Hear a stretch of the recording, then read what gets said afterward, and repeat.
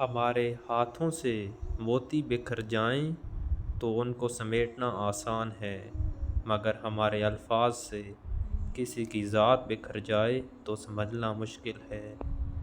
یہ دنیا آپ کے ساتھ ختم کر دی جائے گی، کیونکہ آپ کی زندگی میں مرنے والے آخری انسان آپ خود ہیں۔ قدرت اتنی پرفیکٹ ہے کہ آپ کے ہر عمل کا بدلہ ضرور لوٹاتی ہے۔ سکون فراہم کیجیے، یہ آپ کے پاس واپس آ جائے گا۔ انسان جو زہر دوسروں کو دیتا ہے اسے چکھے بغیر نہیں مرتا، اسی لیے خیال کیجیے۔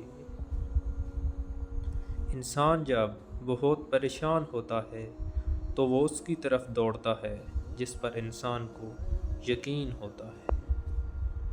الجھنا چھوڑ دیں ایسی چیزوں سے، حالات اور لوگ جنہیں آپ بدل نہیں سکتے۔ اپنی توجہ اس پر مرکوز کریں جو آپ بدل سکتے ہیں، یعنی آپ اپنا۔ آپ کبھی بھی لوگوں کی سوچ کو اپنے بارے میں تبدیل نہیں کر سکتے، اس لیے لوگوں کی پرواہ کیے بغیر اپنی زندگی میں اس طریقے سے بسر کریں جو آپ کو خوشی دے۔ لوگ سوچنا پسند نہیں کرتے کیونکہ وہ سوچیں گے تو نتائج پر پہنچیں گے، اور نتائج ہمیشہ خوشگوار نہیں ہوتے۔ ساری عمر کسی کے ساتھ کتنا ہی اچھا کر لو، لیکن کسی مجبوری سے ایک دفعہ ساتھ نہ دے سکو تو ساری اچھائیاں کنویں میں گر جاتی ہیں۔ انسان مٹی کا وہ لاٹو ہے جو گھوم کر پھر واپس والے کے ہاتھ میں آ جاتا ہے۔ شکر ہے موت سب کو آتی ہے، ورنہ امیر لوگ اس بات کا مذاق بناتے کہ غریب تھا مر گیا۔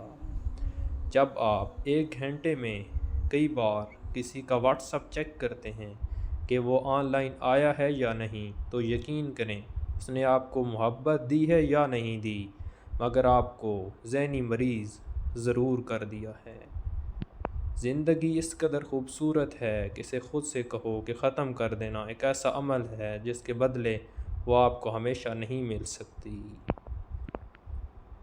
جس طرح آنکھوں میں آنسو سمٹ ہوتی ہے، بالکل اسی طرح زندگی میں ایک وقت ایسا آتا ہے جب الفاظ سمٹ ہو کر خاموشی میں تبدیل ہو جاتے ہیں۔